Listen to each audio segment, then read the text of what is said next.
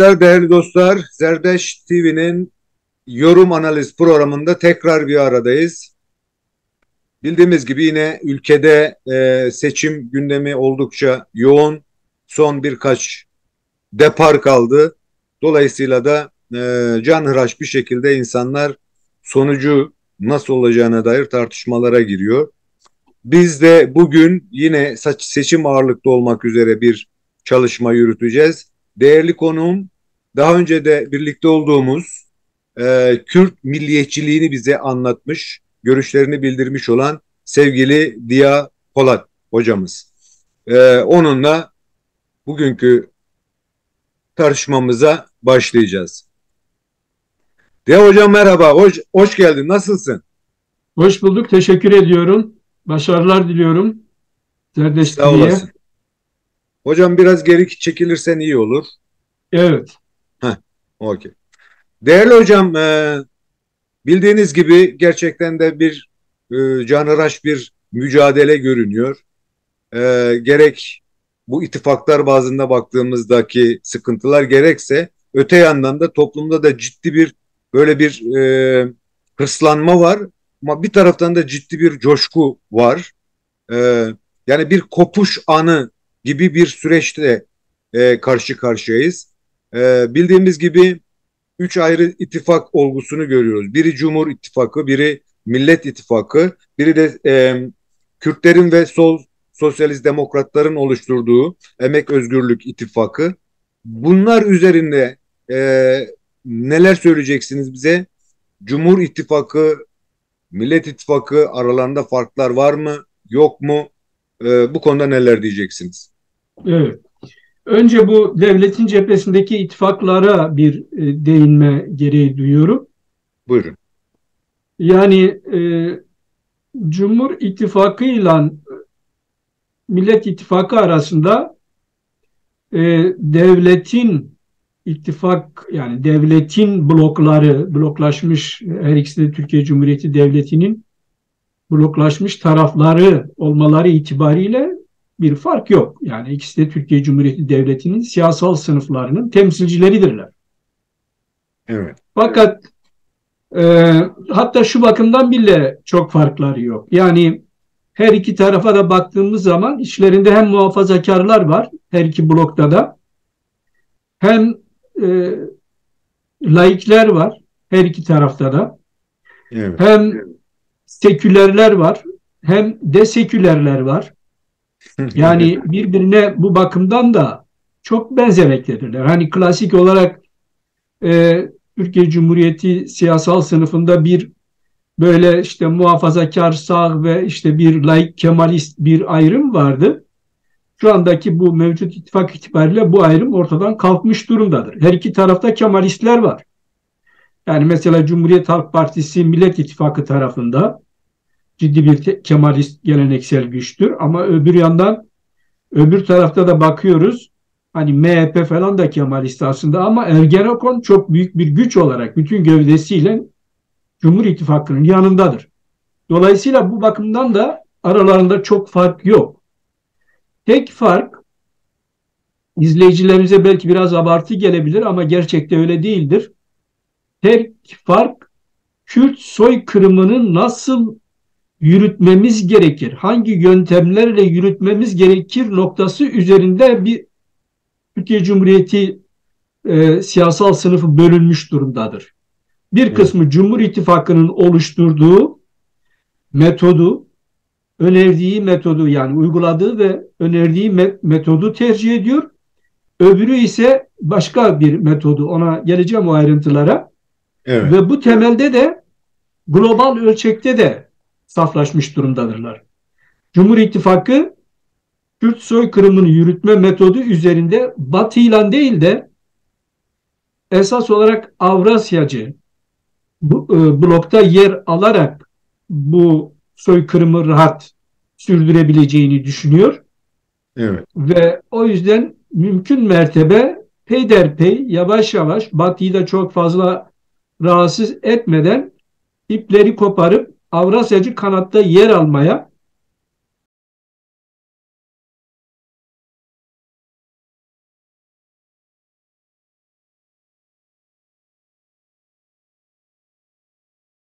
öbür kanat ise e, Kürt soykırımını Batı ile birlikte, yani Batı'dan koparak yapmanın Türkiye Cumhuriyeti bakımından bir risk oluşturacağını ve bu tarz bir yaklaşımın sonuçta Türkiye Cumhuriyeti Devleti'nin e, mağlubiyetiyle, Kürt meselesi karşısında mağlubiyetiyle sonuçlanabileceğini düşünerek Batı ile birlikte hareket etmeyi seçiyor global ölçekte. Şimdi Kürt Evet. soykırımına ilişkin aralarındaki farklar ne?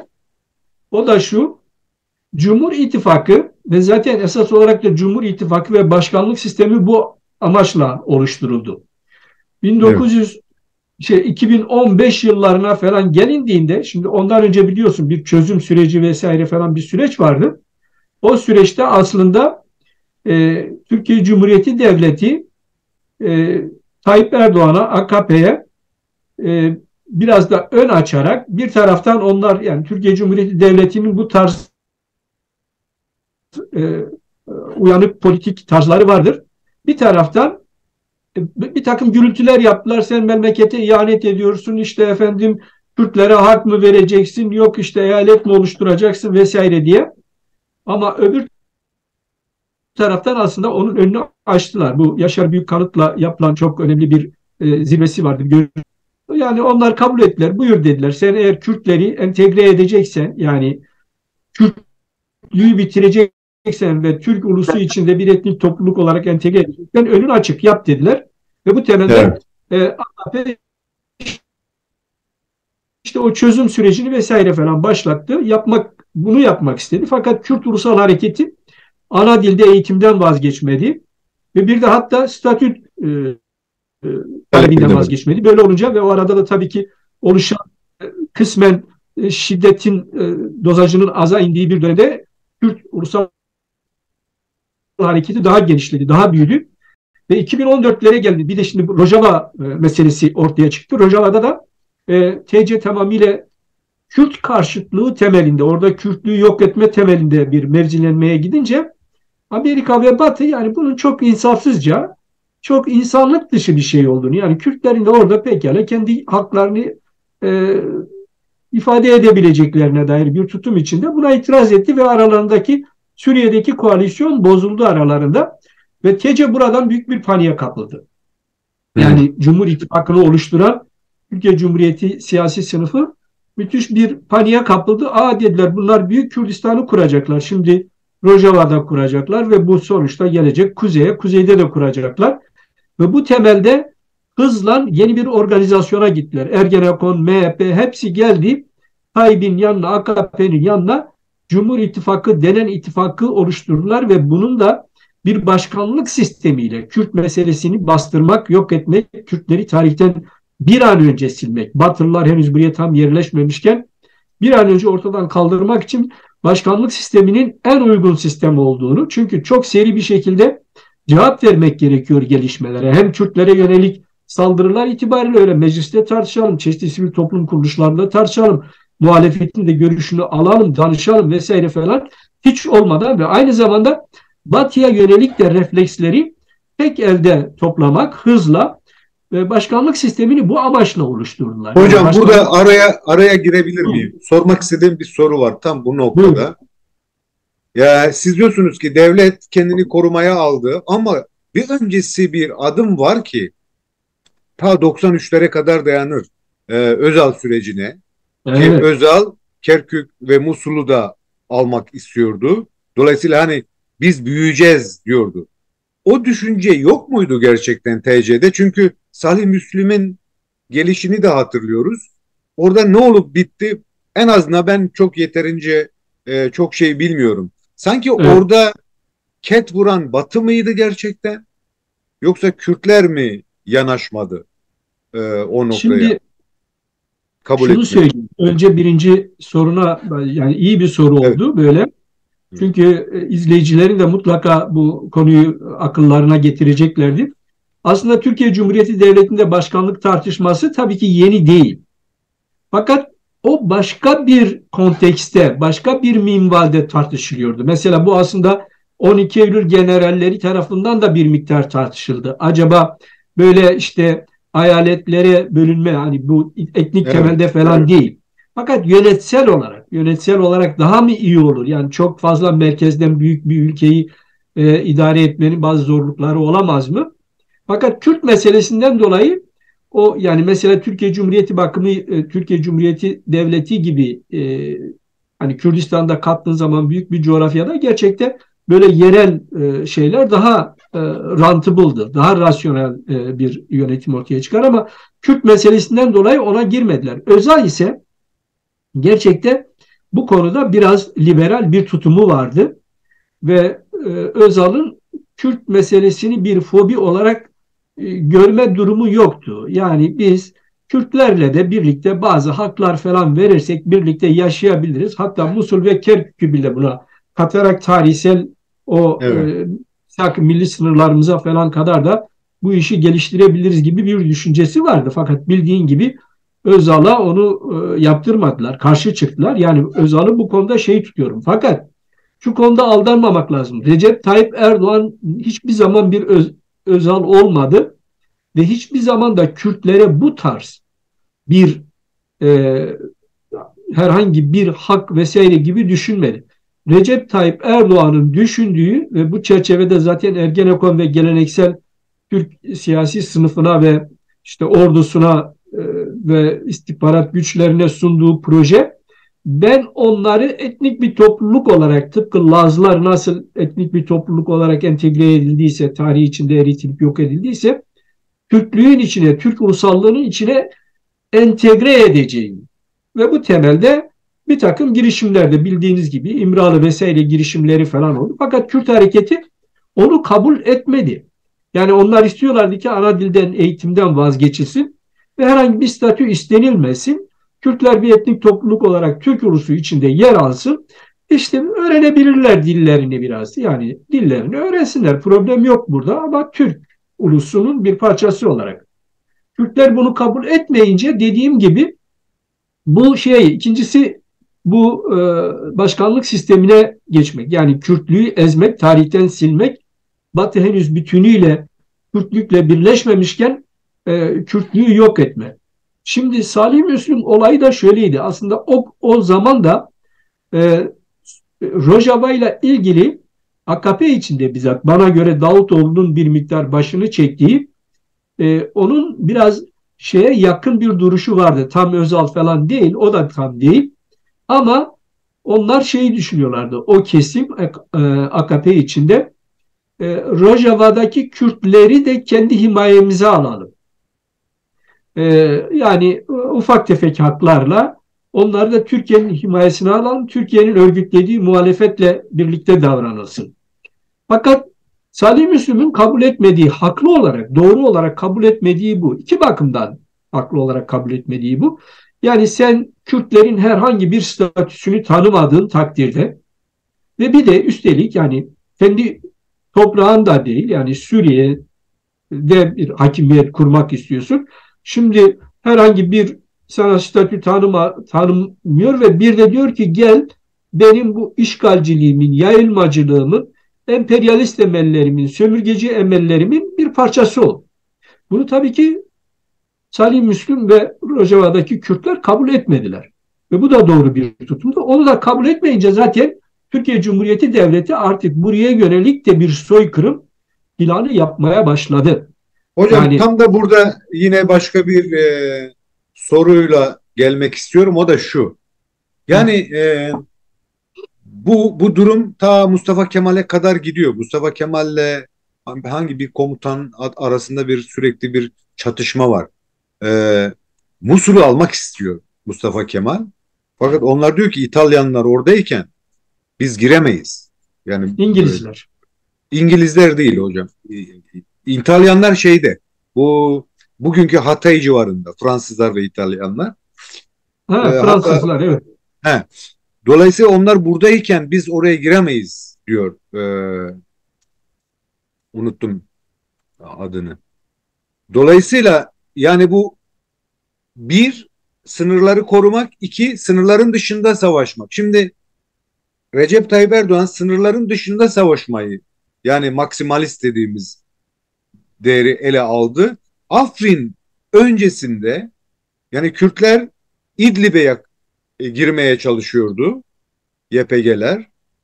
Bunların tek düşüncesi oldu Kürt koridorunu, yani Kürtlerin denize çıkışını engellemek. Neden böyle bir dönüşüm oldu? Halbuki yine Kürtlerle birlikte olup, hatta Güney Kürtlerini de yanına alıp öyle bir, nasıl çözüme gidilmedi? Burada Şimdi, PKK'nın mı etkisi var, YPG'nin mi, yoksa ABD mi buna engel oldu? ABD ve İngiltere'nin. şimdi, Ne diyecek? önce o ilk şeyinden başlayayım. Mustafa Kemal'in Musul Kerkük hikayesiyle başlayayım. Mustafa Kemal'in Musul Kerkük, yani bu misak-ı milliydi aslında. Fakat Musul ve Kerkük'ten vazgeçmesi kesinlikle gönüllü bir vazgeçmedir. Ve bir rüşvet olarak da İngilizlere verilmiştir. Ama onun altında da Kürt meselesi yatmaktadır. Mustafa Kemal bir itaatçı Türkçü olarak şunu gördü. Yani reel olarak elbette ki güçleri olmuş olsalardı çok daha geniş coğrafyaların üzerinde hakimiyet kuracaklardı. Ama reel olarak Türklüğün gücü itibariyle, Türk ulusalcılığının o günkü gücü itibariyle daha fazla aşağılara inildiği takdirde burada Kürtlüğün bir çoğunluk oluşturma, büyük bir güç oluşturma ve bunun da bir Türk uluslaşmasını yaratmanın imkansızlığını gördüler. Lozan Antlaşması'yla Türkler gerekli tavizleri kopardıktan sonra, yani Türk ulusalcılığının kabul edileceği ve Türk devletinin, Türk ulusalcılığının kabul edileceği ve meşru olacağı görüldüğü andan itibaren Musul ve Kerkük'ten vazgeçtiler. Bunun üzerine büyük tartışmalar oldu mecliste, büyük itirazlar oldu. Bunlar itirazları yapanlardan biri mesela Yusuf Ziya'dır. Bitlis'te idam edilen. Aynı zamanda başka Kürt vekiller de buna çok itiraz ettiler. Yani Musul Kerkük bizim akrabalarımızdır, bizim e, aşiretlerimizin parçalarıdır. Nasıl bu ihanet ediyorsunuz gibi laflar bile edildi. Hocam Fakat biraz bu geri çekelim. evet, özel olarak şey yapıldı. Özel olarak vazgeçildi. Yani bu bir tercihti, politik tercihti. Onu sonradan şey ettiler. Yani biz vazgeçmedik de aslında hani İngilizler de Musul ve Kerkük petrollerinden dolayı bundan son derece memnun oldular. Onlar da Kürtlere sırtlarını döndüler. Aslında bildiğin gibi daha önce İngilizlerin Kürtler üzerine epeyce itirazları var. Kemalist Kemalist hükümete ve Lozan'daki temsilcilerine uzunca, yani sayım yapılsın, orada kimler çoğunluktadır, Kürtler var mıdır, yok mudur, yani çok tartışmalar var ama o petroller üzerine ve bir de Kürtlerin tabii o dönemde İngilizlere karşı e, böyle hala geleneksel Osmanlıcı bir takım tutumları falan var. Mesela Mahmut Berzenci ile Kemalistler arasındaki ilişkilerden haberdardırlar ve ondan da bir takım rahatsızlıkları olduğu için Kürtlere iyice şey yaptılar. Yani iyice sırtlarını döndüler. O başka uzun bir hikaye. Fakat şunu Evet. söyleyelim. Yani bu çizgi itibariyle bu Kemalistlerin Kürtlüğü inkar, Kürtlüğü yok etme ve Kürtlüğün yok edilmesi üzerinde Türklüğü var etme politikaları Özal dışında Türkiye Cumhuriyeti'nin siyasal sınıflarının hiçbirinde bu politika şaşmamıştır. Kemalistlerin ve İttihat Terakki'den gelen, yani Kemalistlerin bu politikalarını esas almışlardır. Buna AKP de dahildir. Ya, Tabii AKP içinde bazı kadrolar bunu çok şey görmemiş olabilirler. Yani biraz daha esneyebiliriz, biraz daha esnek davranabiliriz gibi bir takım şeyler öne sürmüş olabilirler. Bir takım liberal kesimler. Nitekim onların bir kısmının ayrılmış olduğunu görüyoruz. Mesela bugün işte DEVA'da falan kendini bir miktar evet. ifade ediyor. Hatta Davutoğlu da bir miktar ve arkadaşları bir miktar öyle bir çizgi göstermek istiyorlar.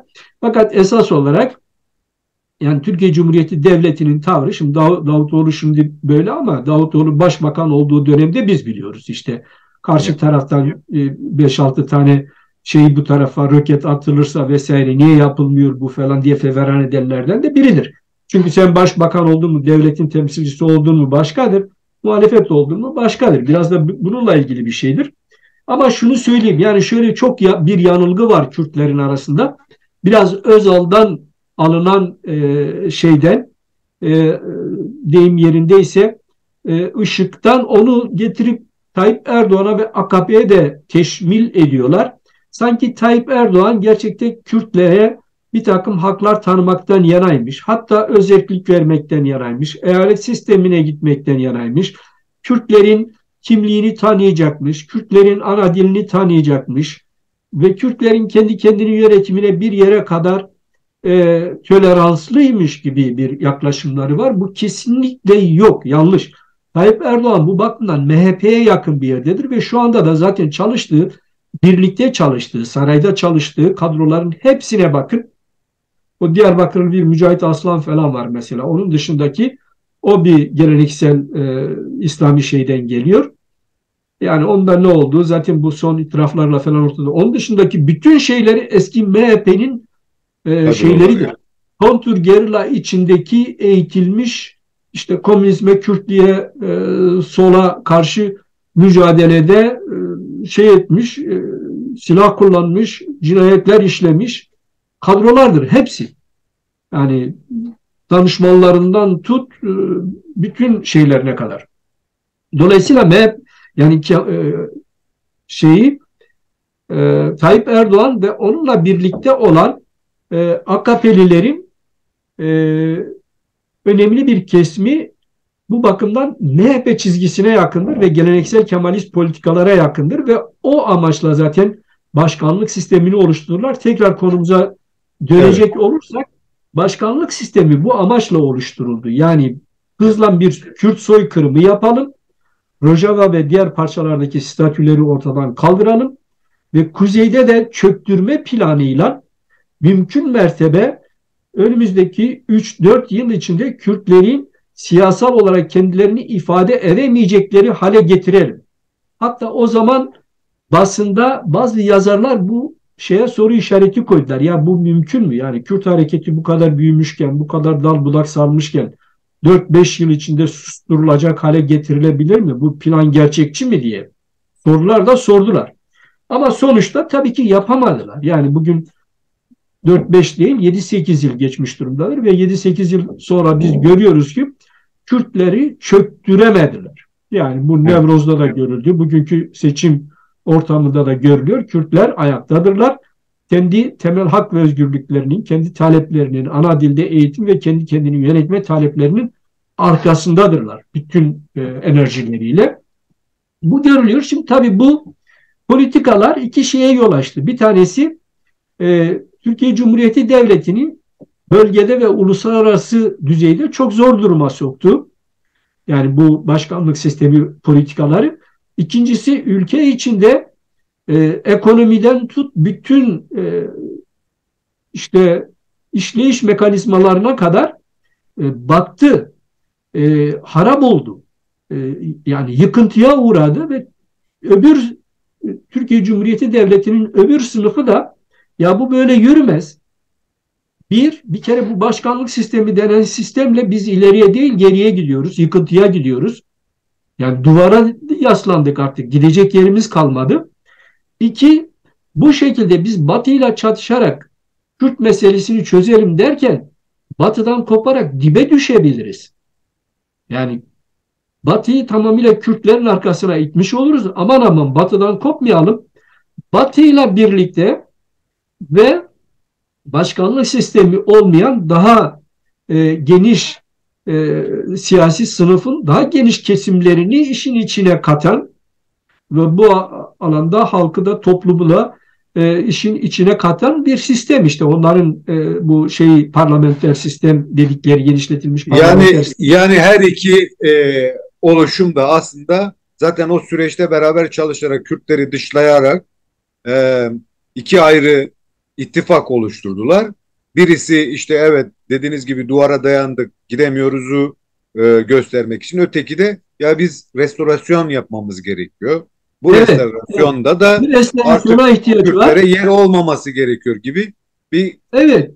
Yani doğal olarak iktidar olduğu zaman ona muhalefet eden bazı partiler zaten vardı. Ama dikkat edersen bu son 1-1,5 yıl içinde Millet İttifakı denen bir ittifak oluştu ve bu ittifak tamamıyla bir restorasyon, yani Türkiye Cumhuriyeti Devleti'ni yeniden restore etmek. Çünkü dağıldı, çok dağıldı. Yani mafya devleti durumuna dönüştü. Esrar eroin şebekelerinin cirit attığı ve esas olarak yöneticilerin de içinde olduğu bir duruma dönüştü. Uluslararası düzlemde, bölge düzleminde bütün ilişkileri bozuldu ve Kürtlüğü de yok edemediler. Dolayısıyla bu böyle yürümüyor. Başka bir yöntem izlememiz lazım. Yani onlar da yine Kürtlüğü yok etme temelinde mevzilenmiş durumdadırlar. Hiç kimse, Kürtler hiç şey yapmasın, bir hayale kapılmasın. Onlar da Kürtlüğü yok etme temelinde mevzilenmiş durumdadırlar ama başka bir yöntem izliyorlar. İzledikleri yöntemin biri şu: bu konuda Batı'yı, geleneksel olarak olduğu gibi Batı'yı yanımıza almak önemli bir avantajdır. Hem ekonomik olarak, hem siyasal olarak, hem de desteği kesme itibariyle diplomatik alanda, yani Kürtleri yalnızlaştırma vesaire gibi bir taktik. İkinci olarak da Kürtleri bu şekilde daha büyük kopuşlara götürme gibi bir tehlike var. Biraz entegrasyonist formlar, entegrasyonist düzlemler oluşturalım demek istiyorlar. Bakın, sizin yaşınız tutmayabilir ama ben çocukluğumdan gençliğime geçerken yaşadığım bir süreçti. Fakat o zaman tabii farkında değildik. Geriye dönüp baktığımızda fark ediyoruz ki şimdi bizde daha, hani bizde mesela Doktor Şivanlar falan vardı. Biz haberimiz yoktu onlardan. Ama Ecevit konuşulmaya en uzak köylerde, kırda bucakta her tarafta bir kahraman, bir kurtarıcı gibi Bak, konuşulmaya Karaoğlan başladı. diyorduk. Ben Keçi Nöbeti'ne Karaoğlan giderken Karaoğlan değil, her taraf yazıyordum. Şey. yazıyordu her tarafta. Yani sen daha gençsin de her Evet. tarafta yazıyordu. Ve yani bir kurtarıcı, bir peygamber geliyor. Kürtleri kurtarıyor. İnan ki bakın, şimdi geriye dönüp baktığımızda o yine bir devlet projesiydi. Yani devlet şunun farkına vardı: Kürt alt tabakalarında büyük bir isyan harmanlanıyor. Bizim bunu entegrasyon sürecine çekmemiz için bir figür ortaya koymamız lazım. Ve işte o figür de çok iyi, dilbaz, böyle işte insanca hakça bir düzen, ne ezen ne ezilen vesaire gibi bir takım demagojilerle ve önemli ölçüde Kürtlerin gerçekten o alt sınıflarını, yani o zaman biz belki bir blok halinde kopacaktık ama bir blok halinde kopma olmadı. Evet, epeyce sol kesim kopuş sağlayabildi ama o zaman bazı reformist sol kesimlerimiz, Kürdistanlı reformist sol kesimlerimiz dahil olmak üzere bir hayli entegre oldular o politikalara. Hmm. Önemli ölçüde de nefes almış oldu Türkiye Cumhuriyeti Devleti. Şimdi tekrar, yani bunu da bir Ecevit'e benzetebiliriz bu Kılıçdaroğlu. Yani Kılıçdaroğlu Kürttür bilmem, aslen yani Kürttür. Kendisine Kürt demiyor tabii. İşte Dersimlidir, işte efendim Alevidir vesaire falan ama şunun bilinmesi lazım. Yani Kılıçdaroğlu bu bakımdan Ecevit'e benzetilebilir. Türkiye Cumhuriyeti Devleti'nin bir ölçüde onu da hazırladığını, böyle süreçler için hazırladığını bilmemiz lazım. Kılıçdaroğlu zaten kendisine Kürt demiyor. Ben Türk'üm diyor. Horasan Ereniyim diyor. Ayrıca Alevi olduğunu söylüyor ama gerçekte tam bir Alevi de değil. Yani tabii ki kimlik olarak Alevi, yani Alevi toplum içinde doğan her e, insan kimlik olarak Alevi ama inanç olarak Alevi değil. Çünkü Ben onun Alevi. dile getiriyorum çünkü ben Kılıçdaroğlu'nun Aleviliği Müslümanın içine gömdüğüne dair bir belirlemem var. Yani ben öyle algıladım. Dolayısıyla Doğru ama Alevilerin bunu çok iyi tartışması gerektiğini düşünüyorum. doğru, çok doğru. Ben o konuda şunu söyleyeyim. Yani ben de hani izleyicileriniz bilmiş olsun. Ben kendim de e, pardon, Kılıçdaroğlu'nun Aleviliği de aslında Sünni İslam'ın bir tarikatı gibi değerlendiriyor. Yani bu bakımdan Tayyipgillerden çok farklı değil onun. Alevi eğer inançlı ise, yani inancı böyle, kendini böyle tarif ediyor. Yoksa Alevilerin, elbette ben de yani Alevilerin bir mezhep olduğunu, İslam dışı bir mezhep olmadığını, yani o biraz tartışmalıdır. İslam şeyler, devletler bunu kabul ederlerse pekala pekala kabul edilebilir. Ben Siz İslam söyleyin. dışı bir inanç olduğunu düşünüyorum hocam. Millet İttifakı'nın durumu da böyle. Yani onlar şunu düşünüyorlar.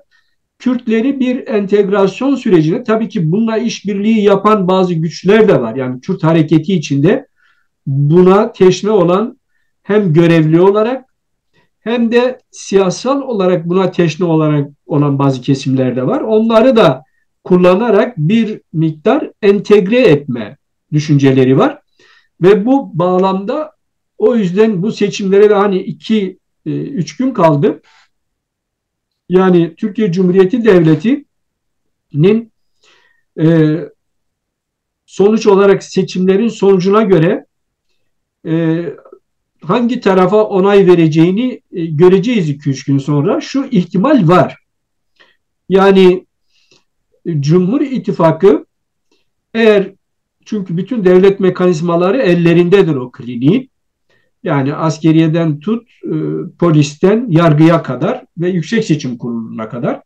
Evet. Eğer aradaki fark 1-2 puan olursa, bununla bir seçim hilesiyle bununla oynayarak iktidarı devretmeyeceklerdir.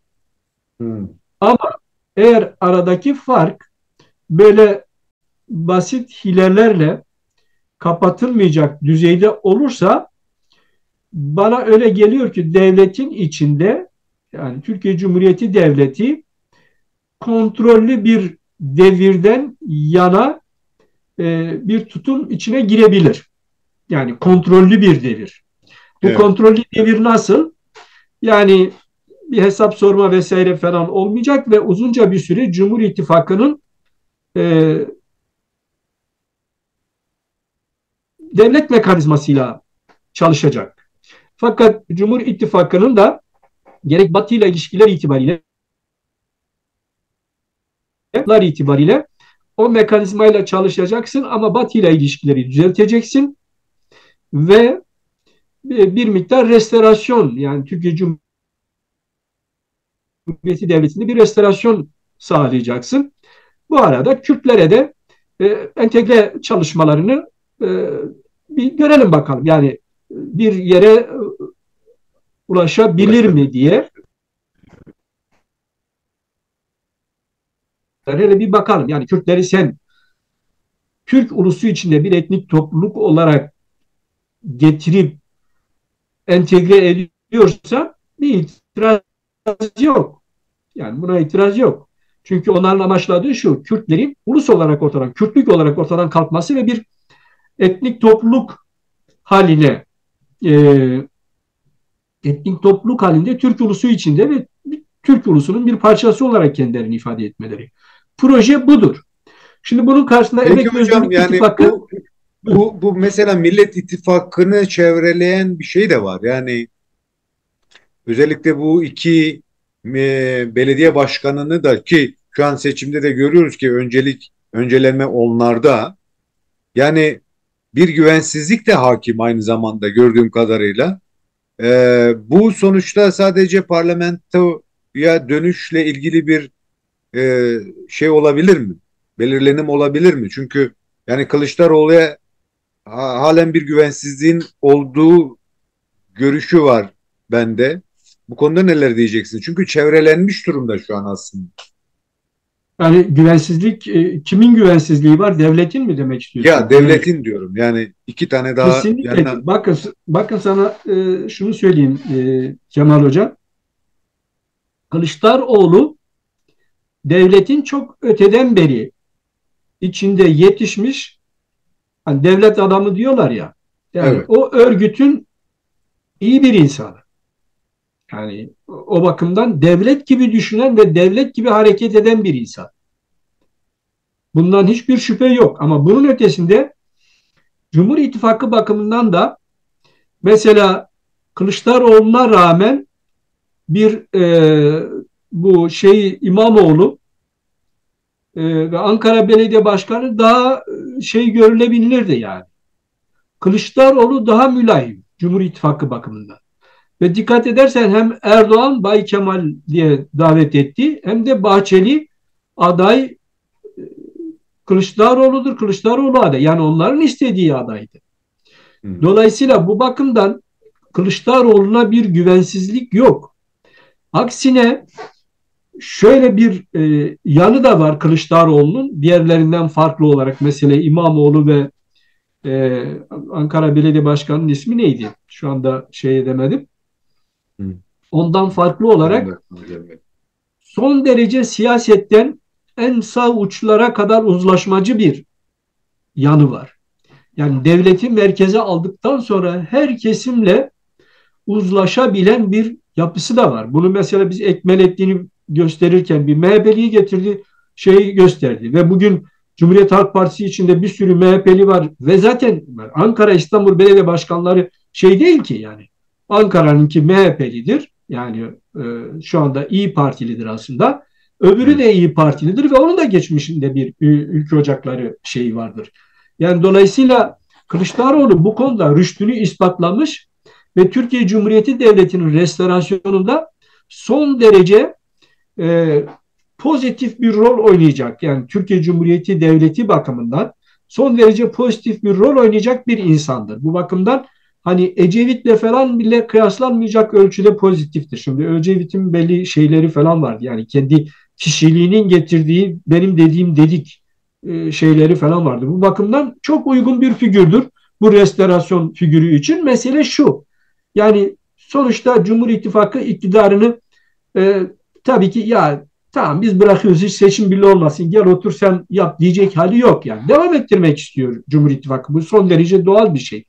Ama eğer bir devir olacaksa onların içinde kime devredeceksen derse mesela Davutoğlu'ndan Davutoğlu'na mı devretmek istersin? Babacan'a mı devretmek istersin? Kılıçdaroğlu'na mı devretmek istersin? Kim sana daha yakın dersen bir numaralı kendilerini Kılıçdaroğlu'na devretmek isterler. Bundan emin ol yani.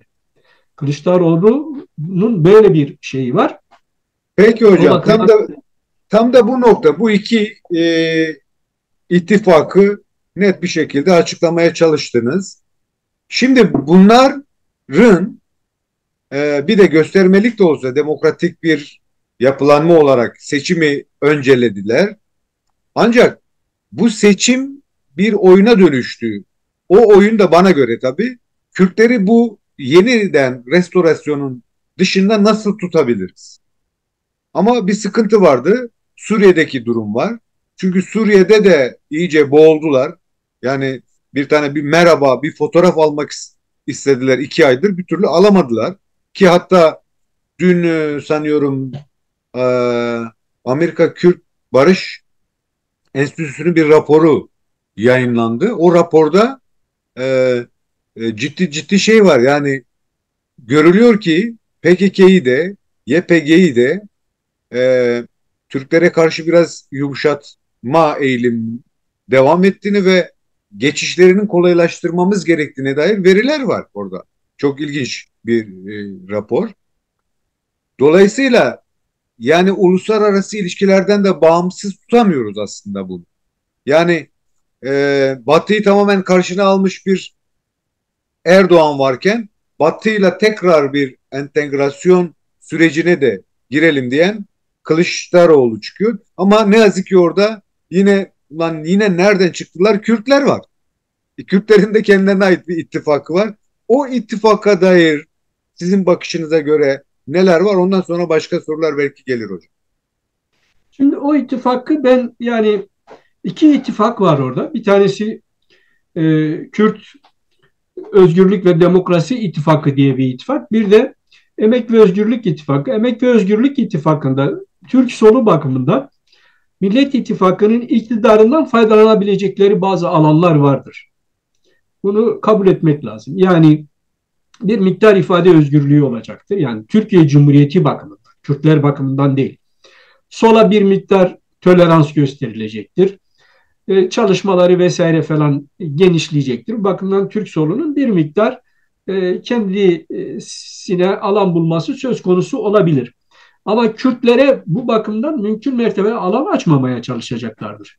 Ve Kürtleri bu bu politikada daha çok entegrasyon yönünde zorlayacaklardır. Yani mesela Kürtlerin hani temel hakları vardır. Ya bu şimdi sırası değildir. Yani mesela Kürtler bakımından işte bugün tamamıyla rehine biçimde, hukuk dışı biçimde içeride tutulan bazı insanlar çıkarılacaktır. O bir miktar işte bununla yetinin denilecektir. Zaten gelecek yıla kadar da yeni belediye seçimleri falan olacaktır. Kayyum politikalarına fazla baş vurmayacaklardır. E, Ve bu tabii bunları yaparken de Kürtlerden de şunu isteyecekler. Yani siz de Türkiye Cumhuriyeti Devleti'ne ve Türk ulusuna entegre olun. Siz de adım atın. Siz de bu tarafa gelin. Ve onu da şunu gösterecekler. Yani bakın işte hani ordu, yargı, işte polis kuvvetleri hani Cumhur İttifakı'nın kuvvetleridir. Elimiz kolumuz bağlı bir şey yapmıyoruz. Siz adım atın. Siz bu tarafa gelin. Yani bu tür aldatmaca politikalarını Kürtlere yapmaya çalışacaklar ve orada Kürt hareketinde inisiyatif sahibi yaptıkları görevli insanlar ile ve Kürt hareketinde aslında bu Kürtlüğü Türklük içinde bir etnik topluluk olarak yerleştirmek isteyen bazı siyasal kesimler de var. Yani bunu da bilmek lazım. Hani Kürtlerin işte kendi ana dilinde eğitim yapması ve bir statü sahibi olmasını fazla önemsemeyen, olsa da olur ama olmasa da olur diyen, yani Kürtlerin işte böyle biraz dilini falan öğrensin, bir yaşam gustosu biçiminde. İşte halayını çeksin, şarkılarını, türkülerini söylesin. Böyle bir Kürt renk olsun tarzında siyasal kesimler de var. Bunlar da bu sürece katkıda bulunmak için çaba sarf edeceklerdir. Ve bu süreçte bu tür kesimleri de öne çıkaracaklardır. Kürt hareketi içinde. Dolayısıyla bu böyle bir politika, böyle bir rol oynanacaktır. Ve bu arada da Batı'nın senin o söylediğin şöyle, yani Batı kesinlikle şöyle bir politikası yok. Aldanmamak lazım. Bizim bazı Kürtler var. Diyorlar ki işte Amerika kafaya koymuş. Özellikle Amerika için söylüyorlar. Ve Batı bölgede bir bağımsız Birleşik Kürdistan oluşturacaktır. Yeni bir ikinci bir İsrail oluşturacaktır. Bunu bazı Türk şeyleri falan da söylüyor. Batı'nın böyle bir stratejik politikası yok. Böyle bir strateji yok. Böyle Kürtler böyle bir gelişme sağlarsa ya da bölgedeki dengelerde böyle bir gelişme sağlanırsa Batı'nın buna itirazı yok. Hatta Batı bir miktar bunu olumlu da bulabilir.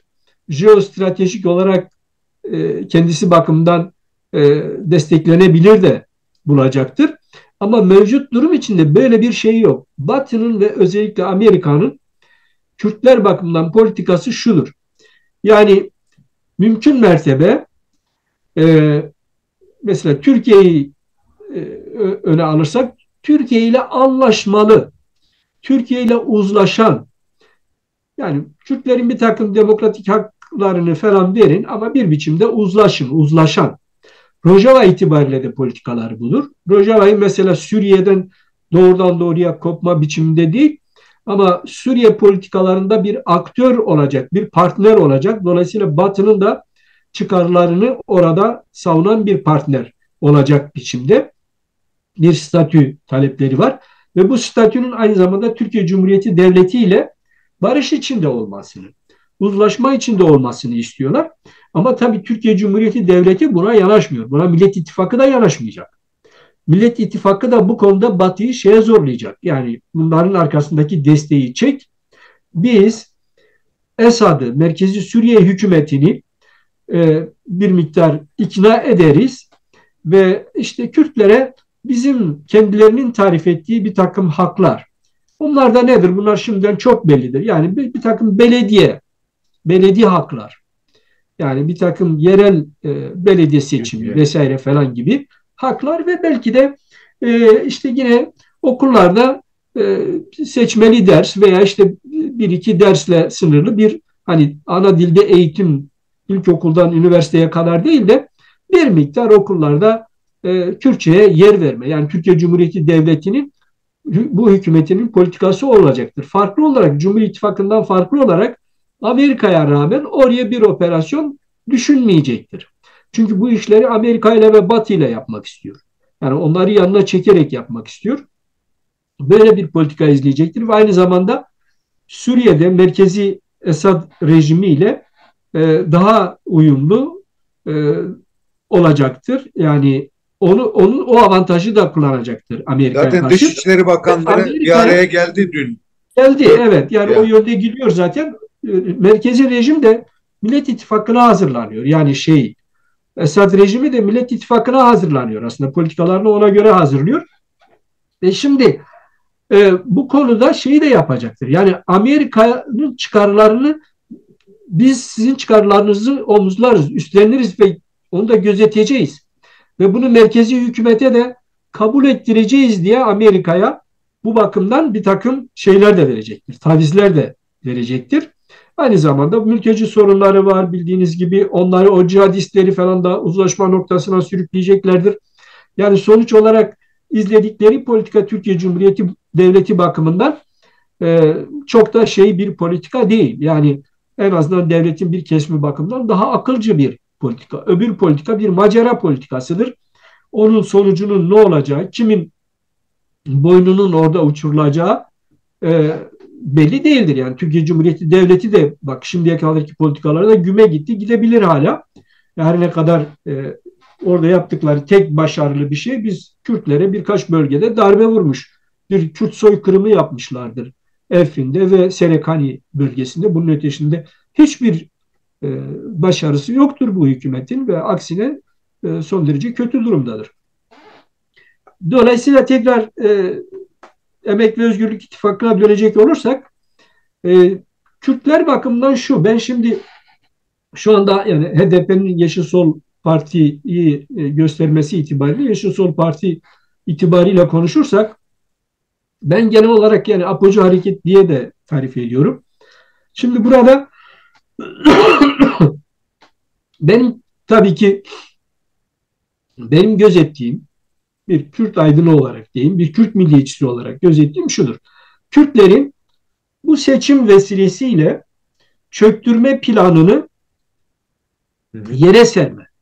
Yani onlar dediler ki biz 4-5 yıl içinde Kürtleri çöktüreceğiz ve sessizliğe gömeceğiz. Bu seçimler vasıtasıyla Kürtler eğer %12'nin üzerinde %15'e varan bir oy alırlarsa devlet karşısında, rejim karşısında Kürtlerin hala temel hak ve özgürlüklerini arkasında olduklarını gösteren iyi bir gösterge olacaktır. Hem de uluslararası zeminde Kürtlerin hala temel hak ve özgürlüklerin arkasında durduğuna, dolayısıyla Kürtlüğün çökertilemediğine dair çok iyi bir veri olacaktır. Bu bakımdan çok anlamlı olacaktır. Yani ben seçim sonuçları itibariyle bu süreci anlamlı buluyorum. Kürtlüğün yaşadığı, yaşamaya devam ettiği, çöktürülemediği, susturulamadığı ve ana dilde eğitim ve kendi kendini yönetme hakkından Kürtlerin vazgeçmediğinin göstergesi olması itibariyle anlamlıdır, önemlidir. Dolayısıyla eğer başkanlık için de kendi adaylarını göstermiş olsalardı ki bunu savundum sosyal medyadaki çalışmalarımda en doğrusu olurdu. Fakat bunu yapmadı Kürt hareketi çeşitli sebeplerle. Sonuçta tercihini Kemal Kılıçdaroğlu üzerinde yaptı. Bu durumda yani tabii ki bugün bir Kürt siyasi hareketini ana gövdesini oluşturan onlar böyle bir taktiği kendileri bakımından uygun gördüler. Bu taktiğin bir sonuç getirip getirmeyeceğini seçimlerden sonra göreceğiz. Benim rezervlerim var. Ama madem böyle bir taktik izlemişler, bizim yapmamız gereken onların bu taktiklerinin nasıl bir sonuç doğuracağına bakmamız bir yanıyla, öbür yanıyla da esas olarak seçimde üstün bir başarıyla yani en yüksek oy oranını oluşturacak şekilde bu seçimlerden çıkmalarını gözetmeliyiz. Bu bakımdan ben önemli görüyorum. Mesela senin de Bingöllü olman itibariyle ben Bingöl'de bir Cemile Turhalı var mesela. Ana dilimizin her iki diyalektini mükemmel biçimde ve bu seçimlere orada bambaşka bir renk getirdi, bambaşka bir hava getirdi. Orada iki milletvekilinin çıkması çok anlamlıdır mesela Kürtlük bakımından. Dersim'de mesela Aytan Kordu'nun seçilmesi Kılıçdaroğlu'na rağmen Yeşil Sol Parti'nin Kürtlüğü orada temsil eder biçimde tekrar seçilmesi çok anlamlıdır. Yine eğer Elazığ'da da bir milletvekili çıkarılırsa bu çok anlamlı olacaktır. Çünkü Elazığ'da Kürtlüğün öldüğü, bittiği gibi bir görüntü vardı yıllardan bu yana. Öyle bir görüntü vermeye çalışıyorlardı. Bu anlamda diğer yerlerde belli ki gerekli oylar alınacaktır. Yani bütün Kürtlerin bu seçimde şuna bakmaları lazım. Biz ne yapıp en yüksek oyu Yeşil Sol Parti etrafında toplanarak en yüksek oyu almaya çalışmalıyız. Seçimlerden sonra da Kürt Hocam aydınlarının oraya gelmeden e, yani çok güzel anlattınız. İttifaklar var. Devlet kendisini kurtarmaya ve korumaya almak için sağcısıyla, solcusuyla, dincisiyle yani yeşili, beyazı, kemalistiyle bir arada çünkü hedefleri var, hedefleri belli. Kürtler de yani kendilerini yani varız, işte bir şeyler yapabiliriz olgusundan hareketle olabilecek dinamizmimizi yani var olan dinamizmi dediğiniz gibi belirlenen strateji doğru yanlış tartışılacak şekilde bir olgunlaşmaya giderken bu iki ittifakın yapmak istediklerini Kürtler yapamıyor. Yani partiler olarak yapamıyorlar. Yani milleti bölünüyor. Yani bir Kürt Cumhur İttifakı'nda yer alabiliyor ki hem Cumhur İttifakı hem Millet İttifakı Kürtleri tamamen dışlamışken. Öte taraftan işte boykot diyenler var. Öte taraftan e, söylemleriyle tamamen Erdoğan'a çalışacak konuşmalar yapan Hakpar var. Yani bu Kürtler neden en azından bu seçim için niye kavrayamadığımızı düşünüyorum. Hiç olmazsa bu seçim için neden güçlerini birleştiremediler? Buna dair ne diyeceksin? evet.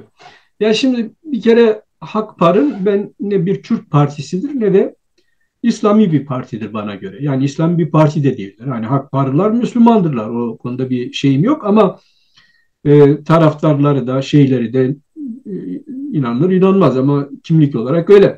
Hakpar mı Fakat Hüdapar mı? Hüdapar mı Hakpar mı? Hüdapar, Hüdapar, Heh. Hüdapar. Hüdapar esas olarak Hüdapar'la yapılan bir seçim ittifakı falan da değildir. Yani Hüdapar'ın bu AK Parti'den listelerinden seçime girmesinin AK Parti'ye ve Cumhur İttifakı'na zarar verdiği bile söylendi. Oy kayıplarına yol açtığı bile söylendi. Fakat buna rağmen bunu istiyorlar çünkü onlar muhtemel seçimde müdahale için bir kolluk kuvveti olarak onu yanlarına aldılar. Oh. Ve hatta bunun da ötesinde eğer Cumhur İttifakı iktidarı devretmezse ki onu düşünüyor ve düşünüyorlardı da hani devletin bir kısmı buna müsaade etmeyebilir eğer Millet İttifakı'nın oy oranı yüksek olursa demin söylediğim gibi.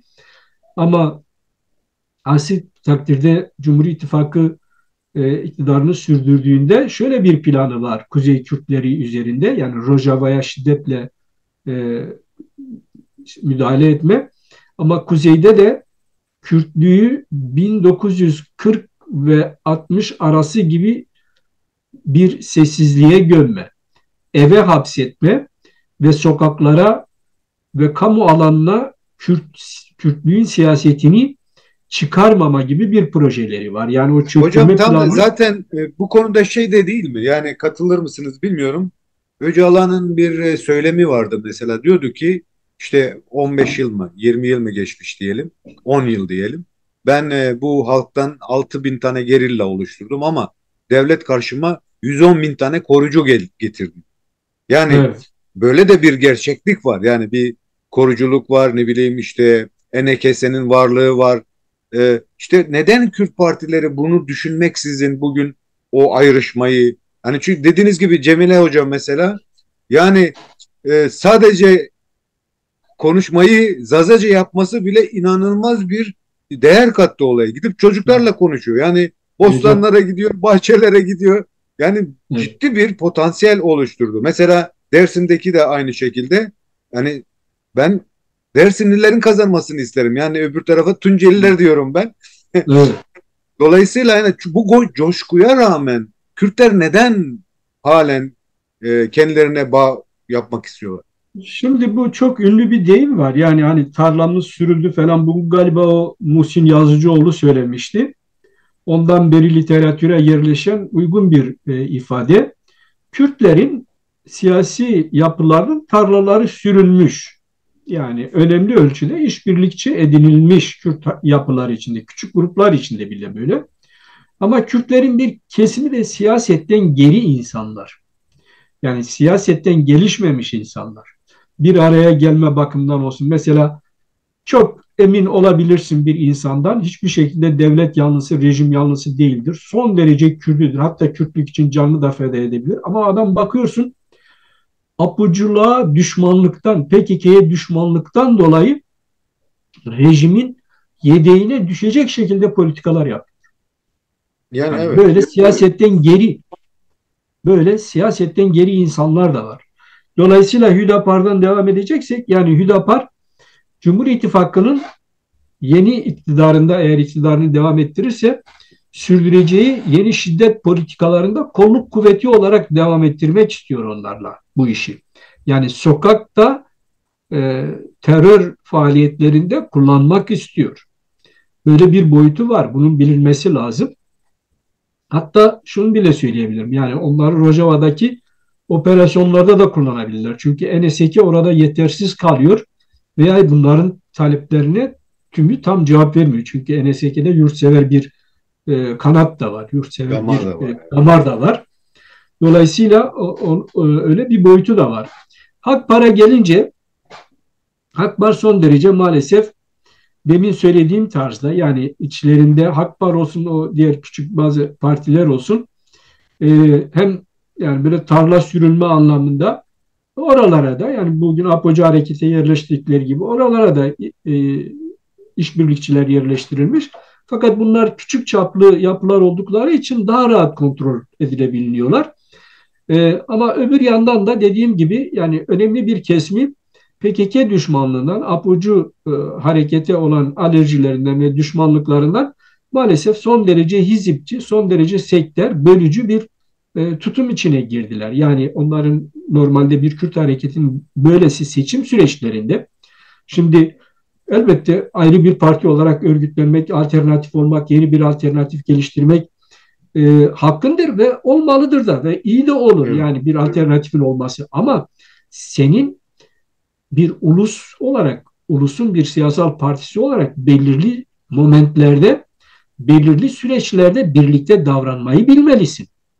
Bu seçim süreçleri böyle momentlerdir. Yani bunu Güney Kürdistan'da bile biliyoruz. Güney Kürdistan'da o kadar büyük aralarındaki çelişkiler, yani orada bir devlet oluşturmak için bile bir araya gelmediler, ama bakıyorsun seçim süreçlerinde bir biçimde birlikte davranmak zorundadılar. Çünkü yoksa ulus küme gidiyor. Böyle bir momentte senin birlikte davranman gerekir. Yani diyelim çeşitli katliamlara karşı, çeşitli gösterilerde, çeşitli momentlerde birlikte davranmayı bilmelisin. Bunu yapamadı maalesef Akbar. Yani ne Hizipçi, %20 almasın ki Kürtler, değil mi yani? Kürtler niye elbette %20'lik bir %20, hatta temsille gidiyor? %15 bile yeterdi yani bu seçimler Ya itibariyle, ama yapmadılar bunu. Şimdi yapmadıkları gibi, hadi diyelim ki orada bir yanlışlık oldu, bir hizipçilik oldu, ayrı seçime gidiyorsun. Ya kardeşim, seçim süreçleri bütün muhalif partiler bakımından şöyle süreçlerdir. Bir, sen iktidar partilerini, yani bizim ülkemizde sömürgeci partiler oluyor bunlar, sömürgeci partilerin teşhirine esas alırsın ve bir de kendi propagandanı yaparsın. Ama bunlar kendi propagandalarını yapmayı bir tarafa bırakmışlar. Rejimin, sömürgeci partilerin teşhirini, tecritini bir tarafa bırakmışlar. Sadece ve sadece anti PKK, anti APO'cu, anti Yeşil Sol, anti HDP propagandalar yapıyorlar. evet. Ya şimdi seçim bir fırsattır. Sen başka zaman sokağa çıkamıyorsun, bir basın bildirisi okuyamıyorsun, bir gösteri yapamıyorsun, ama seçim böyle bir ortam sana sunuyor. Kahvelerde, sokaklarda, meydanlarda propaganda yapma imkanı. Bunu değerlendir anti sömürgeci biçimde. Sen anti sömürgeciliği bırakmışsın, anti PKK'liğe oynuyorsun ve bunu da yaparken son derece gerici, bir söyleme, rejimin söylemini tekrarlayan bir noktaya gidiyorlar. Yani Evet. PKK'yı karalayan, teşhir eden, bütün suç, Kürdistan'daki bütün suç PKK'ya aitmiş gibi. Yani rejimin, devletin, Türkiye Cumhuriyeti Devleti'nin hiçbir sanki katkısı Günah yokmuş. yokmuş gibi. Böyle rezilce bir şey. Ve bununla birlikte mesela şunlar bile yapılıyor. İşte mesela bu LGBT şeyini hani rejim de mesela kullandığı gibi bakıyorsun onlar da kullanıyor son derece. Halbuki bu yani hem dinlerde günahtır hem uluslararası hukukta suçtur. Böyle Ya, gerici politikalara başvuruyorlar. söylemler var. Evet. Onun dışında mesela bakıyorsun yani sosyal medyada taraftarları veya işte aklı başındaki insanları da işte PKK'yı Aleviler yönetiyor güya. Öyle bir şey de yok ya. Yani gerçeklikte değil ama aynı şey gibi yani rejimin işte Ermeniler yönetiyor, Zerdüştler yönetiyor vesaire gibi politikaları gibi bir anti Alevici bir zemine gitmeye başladılar. Bakıyorsun diyor ki Hüdapar Yeşil Sol Parti'den veya HDP'den daha iyi. Hüdapar'ı meşrulaştıran bir noktaya gidiyor. Yani güya o daha Kürdüymüş. Halbuki o bir kontra hareket. Yani bu kontra hareket pekala Kürdü bir harekete dönüşebilir ama bakıyoruz ki Şeyi bile dönüşmüyor. kavrayamıyoruz gibi. Yani e, her zaman derler ya, Türkiye Cumhuriyeti'nin iyi gördüğü bir şey mutlaka farklıdır ve kötüdür gibi bir algıyı bile yerleştirememiş Kürtler. Yani çok çok üzücü gerçekten de. Hem birlikte olamıyorlar. Yani dediğiniz gibi tabii ki ayrı düşünme, farklı düşünme güzel bir olgu. E, Evet. Kendilerini sosyal medyada olsun, basın yayın kısımlarında olsun, işte Kürdistan'ı ve Kürdiliği ile Kürtçe konuşmanı bile neredeyse dövecekler. Veya insanlar sayfaya giriyor, işte Kürtçe bilmeyen burada olmasın gibi böyle aykırılıklar bile denk geliyorum bazen. Ben Kürtlüğümü yaşamak istiyorum, sen beni küstürdün. Bunu bile kavratamıyoruz. Artı Ya evet. yani bunu kırmamız gerekiyor. Bu Kürdilikle sizin bahsetmiş olduğunuz bir önceki konuşmamızda milliyetçiliği anlatırken Kürt milliyetçiliğini bu durumlarda baktığımız zaman APO'cu tabanın daha çok milliyetçi olduğuna dair de bir sonuca ulaşmıştınız o zaman. Yani sizin Evet. Evet. Evet. Kürt milliyetçiliğini tanımlama çerçevesinde. Evet. Yani buna Gerçek. karşıtlık bir şey mi? Ee, Yani APO'cular Kürt milliyetçisi olunca söylenen anlamıyla Kürt milliyetçisi olunmuyor mu? Yani işte onlar bakımından yani Apocu hareket yani şöyle bir şeyleri de var. Mesela yaklaşımları da var. Apocu hareket, PKK hareketi ki çok zaman onu kullanıyorlar. Yok edilmeden, yok olmadan bir Kürdistani hareket gelişmez diyorlar. Şimdi bu son derece tasfiyeci, Yanlış. son derece tasfiyeci ve Kürtlüğü bitirme yani Apocu hareketin bitmesi aslında hani olabilir. Apoculuğu şöyle aşabilirsin. Yani bir alternatif geliştirirsin. Apocu hareketin tabanının da içinde olduğu Strateji. aşan, onların eksikliklerini, yanlışlıklarını, yanlış söylemlerini aşan bir politika geliştirirsen burada problem yok. Ama Yok. sen bu var olan ulusal hareket yani Nevrozlarda meydanlara çıkanların bugün seçim satım halinde her yerde Evet. Kürtlüğün coşkusunu yaşayan o kitlelerin dağılması, yok olması onlar yok olduklarında, evlerine hapsedildiklerinde ya da işte göçüp gittiklerinde ya da işte teslim olduklarında biz artık Kürt değiliz dediklerinde sen ortaya çıkacaksın da Kürtlük yapacaksın. Ya böyle saçma bir şey olabilir mi? Sen Evet. tasfiyecinin, sen Kürt, anti-Kürt bir politikanın içindesin yani. Bunu bile Evet. idrak edemeyecek kadar siyasetten dedim ya geri insanlar var. Böyle yani gerçekten hani TC işbirlikçisi olmayan ama böyle düşünen siyasetten geri insanlar var. Dolayısıyla bu seçim vesilesiyle de o kesim böyle bir politika yürütüyor. Yani bir başka örnek vermek gerekirse mesela diyelim ki 3-5 tane taraftarı olsun Dersim'de ve bunlar işte Yeşil Sol'a düşmanlıktan dolayı oraya oylarını vermediler. Oradaki Yeşil Sol'un rakibi kimdir? Cumhuriyet Halk Partisi'dir. Sen Evet. orada Cumhuriyet Halk Partisi'ne çalışmış olacaksın. Diyelim ki 5 oy farklı Cumhuriyet Halk Partisi'nin adayı kazandı. Sen Cumhuriyet Halk Partisi'ne çalışmış olacaksın. Ya. Bitlis'e veya Bingöl'e gidelim. Yani diyelim ki 5-10 oyla e, AKP orada kazandı Yeşil Sol Partisi'ne karşı. Sen çalışmış olacaksın. Elazığ gibi bir yerde mesela bir milletvekili çıkarabilirsek ne büyük bir şey olur bizim için diye düşünürken senin yaptığın çalışmalardan dolayı işte diyelim ki 5-10 veya 100-200 oy eğer Kürtler kaybederlerse orada AKP ve MHP'ye çalışmış oluyorsun. Dolayısıyla bir de böyle bir boyut var. Ee, Yani böyle bir körlük de var. Çünkü kendisinin hiçbir şart altında herhangi bir milletvekili çıkarma şansı yok. Şimdi Evet. hani diyeceksin yani milletvekili gidecek de mecliste şu mu yapacak? Mesele bu değil. Mesele bakın şimdi Dersim'de Yeşil Sol'un kazanması Kürtlüğün kazanmasıdır.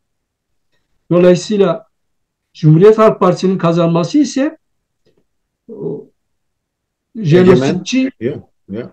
jenositçi geleneğin kazanmasıdır. Kemalist geleneğin kazanmasıdır. Şimdi Aslında sen geçen dönemlerdeki şu anki belediye başkanı seçilme sürecindeki direngenliğin de sebebi bu değil mi? Yani CHP'yi ve dolaylı olarak Türkiye Cumhuriyeti Devleti'ni hakim kılmak. Ben öyle algılıyorum. Yani evet, başkanı belki insanlar çok şimdi sevebilir tabii ama onlar ittifak içinde falan da mesele şu yani bu bakımdan da bir körlüğü var ama ben şuna inanıyorum. Yani Kürtler e, sağduyulu insanlardır. Yani birkaç 10 bin oydan fazla da bir oy alacaklarını sanmıyorum. Keşke e, hepsi Yeşil Sol Parti'nin etrafında toplansaydı ve ben Kürtlerin toplanacağına inanıyorum. Yani eğer seçim sandıklarında bir müdahale olmazsa çünkü şöyle bir zayıf tarafımız var. Yeni parti olarak girdiği için sandıkta kontrol şeyimiz zayıf. E, Umarım buna rağmen yüksek bir oyla Kürtler bu seçimden çıkarlar ve kendi temel hak ve özgürlüklerin arkasında durduklarını gösterirler.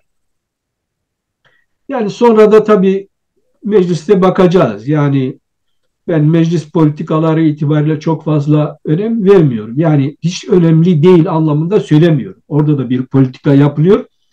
Ama Türkiye Cumhuriyeti Devleti oraları bir ıslah merkezi gibi kullanıyor. Ve bir kısmını da yaptı geçmiş 10 yıllarda. Bir kısmını hapsetti, bir kısmını ıslah etti. Yani hani bu ben kendim de yatılı okul okuduğum için yatılı okullardan bilirim. Hapishane yattığım için hapishanelerden bilirim. Türkiye Cumhuriyeti Meclisi askerlik kurumu işte ben askerlik yapmamışım ama yapanlar bilirler. Bütün bu kurumlar ıslah merkezleri, Kürtleri ıslah etme, Türkleştirme, Türk politikalarına angaje etme, yumuşatma amaçlarıyla kullanılıyor. Umarım Kürtler seslerini, temel hak ve özgürlüklerine dair söylemlerini yükselterek e, orada böyle zayıf insanları da bu tuzaklara düşmemeleri için uyarırlar, dürterler.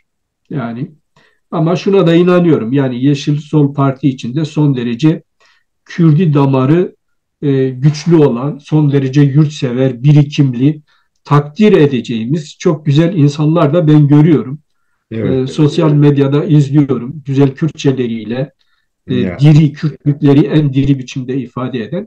Göreceğiz. Yani bunun sonuçlarının umarım Kürtlere bir faydası olur. Peki hocam. Çok yordum seni. Çok teşekkür ederim. Rica ederim. Ee, Yine son olarak söylemek istediğim bir şey varsa ben kapatayım ondan sonra sizden e, hatır isteyeceğim.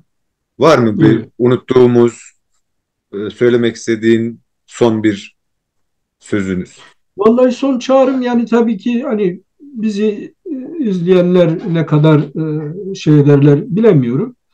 Çağrım şey olsun yani e, mümkün mertebe en geniş aile çevremizden, akraba çevremizden, köylülerimize karşı en geniş çevreleri bu seçimlerde Yeşil Sol Parti'ye oy vermek için seferber etme ve bu hani bir de boykotçu şeyi de söylemedik. Ben boykotu anlamlı buluyorum aslında ama şöyle yok. Yani bir siyasi karşılığı yok şu anda. Bir kişisel tatmin itibariyle yani şey yapabilirsin. Kişisel olarak ya ben hani sırtını dönebilirsin. Bu seni manevi olarak tatmin edebilir. Ama bunun Kürtlük bakımından bir karşılığı yok kardeşim. Yani sen görünür olmuyorsun. Senin asker kaçağı mı olduğun, senin efendim e, ne bileyim şu veya bu şekilde seçmen kütüğünde bulunmadığın mı, bulunmayanların içinde misin? Sen hükümlüm yani sonuç olarak e, şu veya bu şekilde seçmen görünmeyen bir noktadan mısın? Bunların hiçbiri belli değil. Yani sen eğer bir yerde bir görünürlük kazanmış olsaydın, siyasetten bir görünürlük kazanmış olsaydın, boykotun bir anlamı vardı. Dolayısıyla ben o bakımdan boykot yapan arkadaşların da bu kişisel iç manevi tatmini bir tarafa bırakarak Kürtlüğü görünür kılmak bakımından mutlaka sandıklara gitmelerini öneririm. Ve o Hakpar vesaire gibi partileri de hatta samimi Müslümanların da Hüdapar vesaire gibi partileri değil de Yeşil Sol Parti'ye giderek Kürtlüğü en güçlü biçimde görünür kılmalarını öneriyorum. Ve hemen seçim sonrasında da bakacağız hangi taraf iktidarı devredecekler mi etmeyecekler mi? Ona göre de Kürtlerin mevcut duruma göre yeni bir politika izlemesi gerekiyor. Yani Cumhur İttifakı geldiği takdirde apayrı bir politika, Millet İttifakı geldiği takdirde de apayrı bir politika ama her halükarda Kürtlerin temel hak ve özgürlüklerini arkasında duran bir politikayı Kürtlerin izlemesi gerektiğini düşünüyorum ve teşekkür ediyorum. Ee, Ben de çok teşekkür ediyorum hocam. Ayrıca önümüzdeki süreçte bu seçim sonrasında olası bir tekrar yeni bir uzlaşma kanalı açılırsa Türk Kürtler ne yapmalı için ben sizi tekrar şimdiden davetimi yapayım. Hazır olduğunuz zaman lütfen tartışalım onu da. Değerli dostlar, değerli seyirciler, bugünkü çalışmamız sona ermiş bulunmaktadır. Değerli dostumuz, eğitmenimiz, büyüğümüz Diyaz Polat'la seçim ittifakları üzerinde ve Kürtlerin bu ittifaklar içerisindeki durumunu ele almaya çalıştık. Kendisine çok teşekkür ediyoruz. Sağ olsun, var olsun. Hocam görüşmek üzere. Görüşmek üzere. Selamlar, saygılar.